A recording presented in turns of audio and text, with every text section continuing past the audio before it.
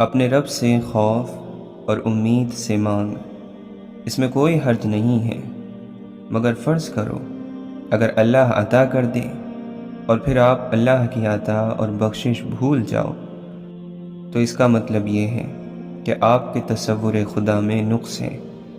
اگرچہ میں ایک چیز کی وجہ سے پریشان ہوں اور بار بار اللہ سے اس کی طلب کرتا ہوں، اور جب اللہ مجھے عطا کر دے تو میں اللہ کو بھول جاتا ہوں، تو اس کا مطلب یہ ہے کہ اللہ نہیں، وہ چیز میری خدا تھی، میں نے اس چیز کی خاطر اللہ کو استعمال کیا، مگر اللہ کی خاطر اس چیز کو چھوڑ نہیں سکتا۔ یہ ایک فرق ہے ہماری آرزوؤں میں، ہمارے مسلک میں، کہ ہم چھوٹی چھوٹی آرزوؤں کے لیے اس میں گرامی پروردگار کو استعمال تو کرتے ہیں، مگر ہم اتنے ناشکر گزار ہیں کہ جب وہ ضروریات پوری ہو جاتی ہیں پھر ہم اللہ کا خیال بھی نہیں لاتے اور ترک کر دیتے ہیں۔ اصل میں مصیبتوں میں، ضرورت میں اللہ کو یاد کرنا ضرورت ہے، اور ضرورت نکل جانے کے بعد اللہ کو یاد کرنا شکر ہے۔ مولانا رومی فرماتے ہیں، وہ لوگ کہتے ہیں کہ تمہاری مصیبتوں کی رات کو صبح نہیں، وہ لوگ جھوٹ کہتے ہیں۔ دعا سے دل کا غبار چھٹ جاتا ہے اور روح کا سکون لوٹ آتا ہے۔ قرآن میں اللہ تعالی فرماتا ہے، بری چیزیں بروں کے لیے ہیں اور اچھی چیزیں اچھوں کے لیے ہیں۔ ناپاک لوگوں کو انبیاء کی اچھی نصیحتیں اچھی نہیں لگتی، کیونکہ وحی کی خوشبو ان کے دماغ کے مطابق نہیں ہوتی۔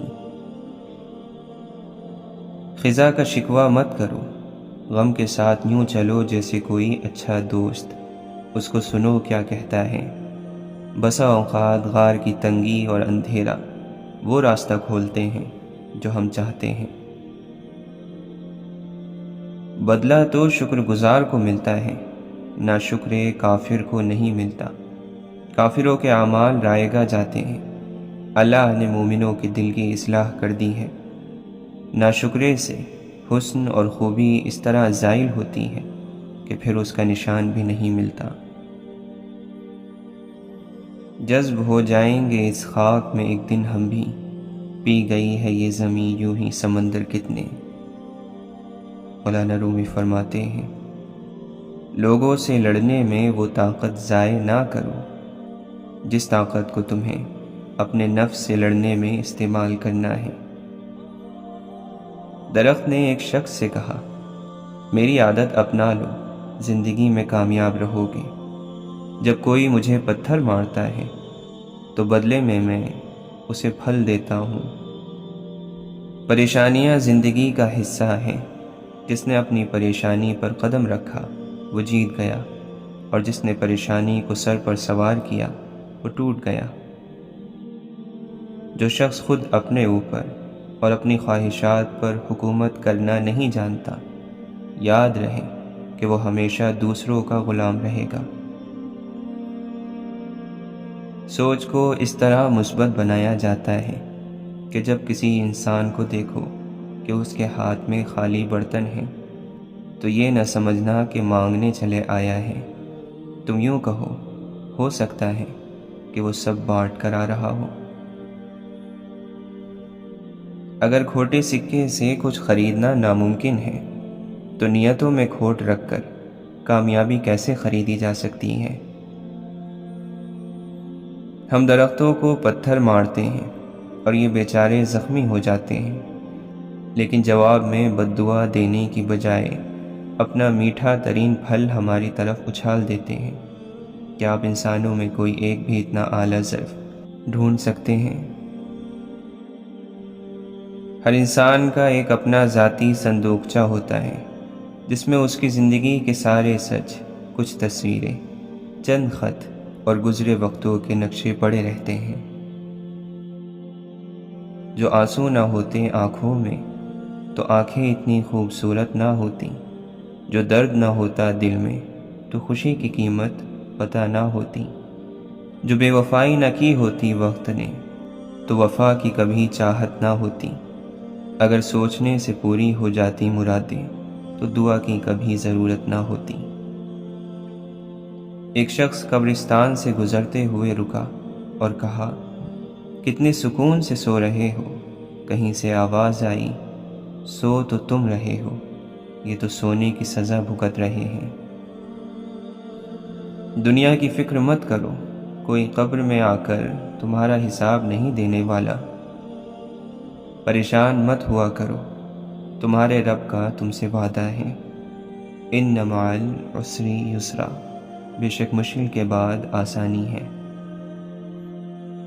جب زندگی میں تنہا ہو جاؤ تو جان لو کہ تمہارا رب تمہارے ساتھ وقت گزارنا چاہتا ہے، اور اسی لیے اس نے سب کو تم سے دور کر دیا۔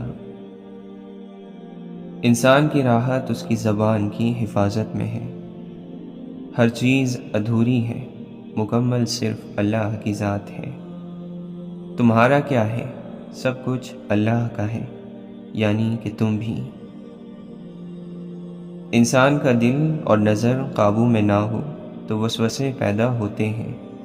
مولانا رومی فرماتے ہیں، بے وقوف کی صحبت سے تنہائی بہتر ہے، لیکن تنہائی سے بہتر ہے کہ اچھے لوگوں کی تلاش جاری رکھو، یقیناً تم ان تک پہنچ جاؤ گے۔ انسان کو اپنے اخلاق کی پابندی کرنی چاہیے، ورنہ مرتے وقت پچھتاوا اس کا مقدر بن جائے گا۔ زمین پر جنت کا ایک ہی راستہ ہے، اور ہم اسے محبت کہتے ہیں۔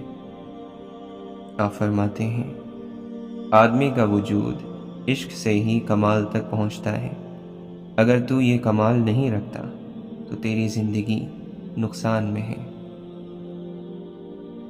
امام ابن جوزی رحمۃ اللہ علیہ فرماتے ہیں، مجھے ایسے شخص پر تعجب ہوتا ہے جو لوگوں کے دلوں میں گھر کرنے کی امید میں بناوٹ سے کام لیتا ہے اور بھول جاتا ہے کہ لوگوں کے دل تو اللہ کے ہاتھ میں ہے۔ جب اللہ کسی خوش قسمت انسان پر مصیبت لاتا ہے تو وہ صرف اللہ کے قریب ہی آتا ہے۔ جس بندے میں ادب نہیں، اس میں برائیاں ہی برائیاں ہیں۔ جو اللہ کا حکم اپنی ذات پر نافذ کر گیا، وہ کبھی ذلیل اور رسوا نہیں ہوگا۔ موت ایک پل ہے جو دوست کو دوست تک پہنچا دیتا ہے۔ دین کا دار و مدار محبت اور خیر خواہی پر موقوف ہوتا ہے، اور بحث تو منافقت کی جڑ ہے۔ کر کے دیکھ لو، بحث سے منافقت کے سوا کوئی اور چیز کبھی حاصل نہیں ہوتی۔ کہو، اے اللہ، میں تیری پناہ چاہتا ہوں مکار دوست سے، کہ اس کی آنکھیں تو مجھے دیکھتی ہوں اور دل چیرے لیتا ہو۔ اگر مجھ میں بھلائی دیکھے تو اسے دبا دے، اور اگر برائی دیکھے تو اسے پھیلا دے۔ بدترین دوست وہ ہے جو دوست کی اچھائی کو گم کر دے اور برائی کو پھیلا دے۔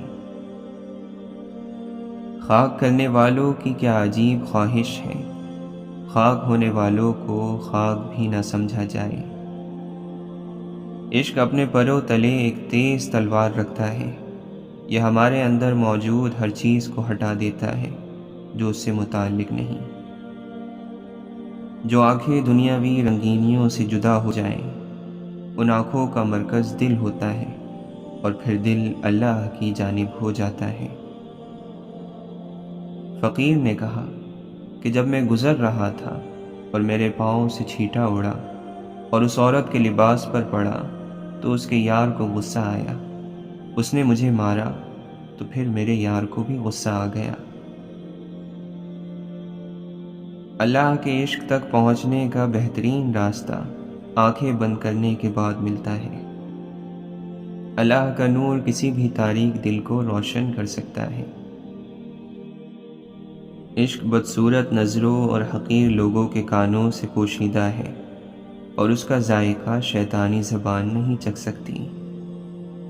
علم در حقیقت پل صراط کی طرح ہے، جو عجز اور انکساری اختیار کرتا ہے وہ اسے پار کر کے جنت کا حقدار ٹھہرتا ہے، اور جو تکبر اور ریاکاری اختیار کرتا ہے وہ جہنم میں گر جاتا ہے۔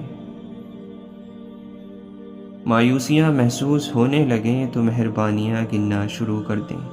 اللہ کی محبت کی مٹھاس محسوس ہونے لگے گی اور دل سکون سے لبریز ہو جائے گا۔